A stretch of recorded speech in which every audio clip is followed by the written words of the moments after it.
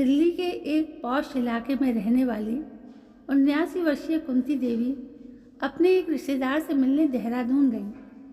वापस आने पर उन्हें पता चला कि उनके बेटों ने उनके घर पर कब्जा कर लिया है। मरने से पहले उनके पति कुंती देवी के नाम पर वो घर कर गए थे और बाकी संपत्ति बेटों और उनमें बांट दी थी। बेटी ने अपना हिस्सा छोड़ दिया था क्योंकि वो भाइयों से अपने संबंध खराब नहीं करना चाहती थी। उनकी बेटी उन्हें अपने साथ ले गई क्योंकि भाइयों का भरोसा वो नहीं कर सकती थी। माँ की देखभाल का जिम्मा उसने ले लिया है।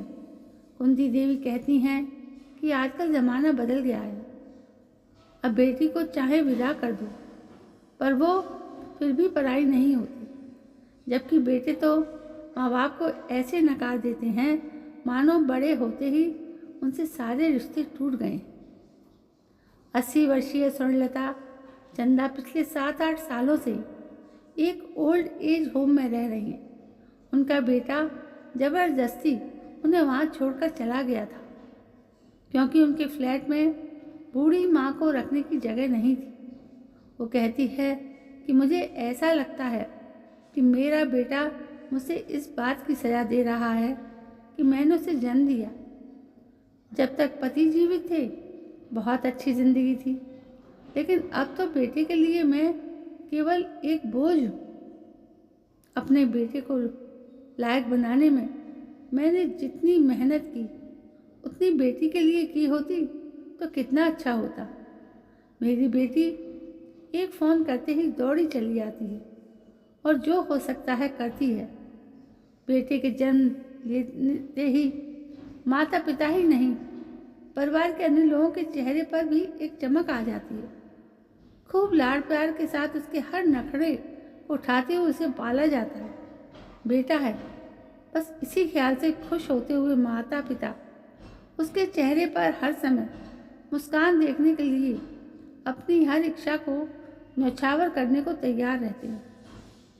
फिर वो बड़ा होता है, अपना कैरियर बनाता है, शादी करता है और अपने माँ बाप को छोड़कर चला जाता है।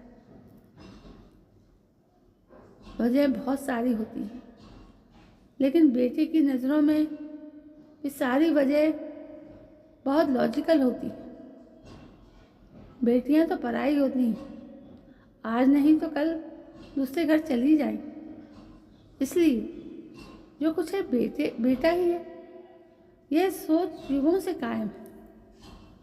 आश्चर्य तो इस बात का है कि इस ज़माने में जब लड़कियां शादी के बाद भी अपने माँ बाप की सेवा करती हैं और बेटों से ज़्यादा उनका ध्यान रखती हैं, फिर भी उन्हें पराया माना जाता है।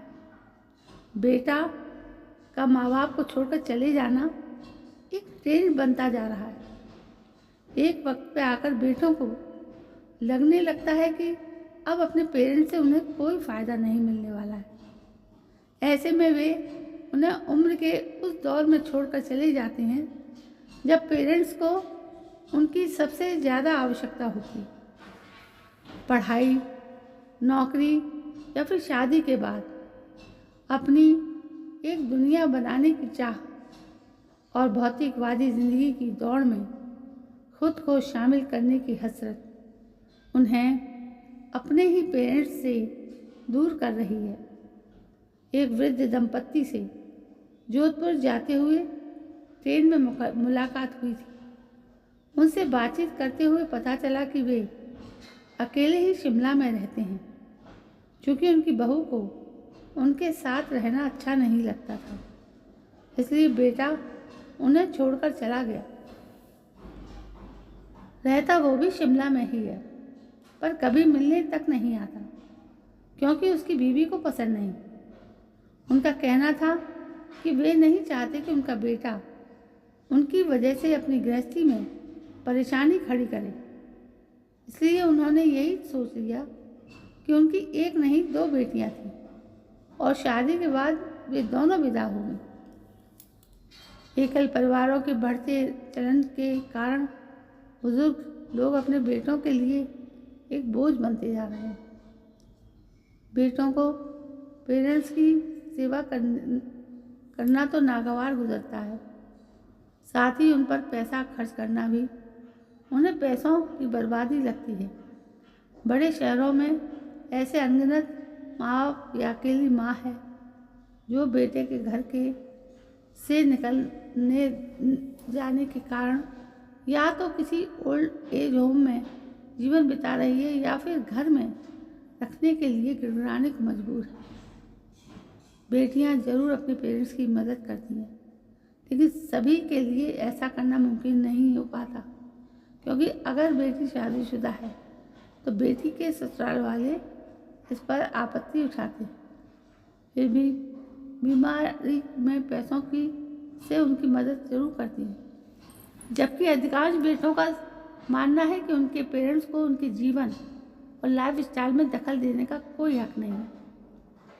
नई दिल्ली के फोर्टिस एस्कॉर्ट्स हार्ट इंस्टीट्यूट की सीनियर साइकोलॉजिस्ट डॉक्टर भावना वर्मा के अनुसार मूल्यों या संस्कारों से कहीं ज़्यादा संवेदनाओं में तटस्थता आने की वजह है भारत का बदला हुआ सामाजिक, सांस्कृतिक और प्रोफेशनल सेटअप। भारत अब एक ग्लोबल कम्युनिटी बन गया है और उसकी वजह से आपसी संबंधों में एक पृथकता आ गई है।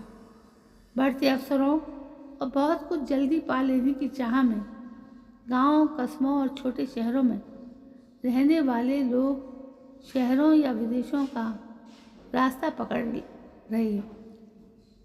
बढ़ती भौतिकता के चलते उनकी सोच सेल्फ सेंटर्ड हो गई है।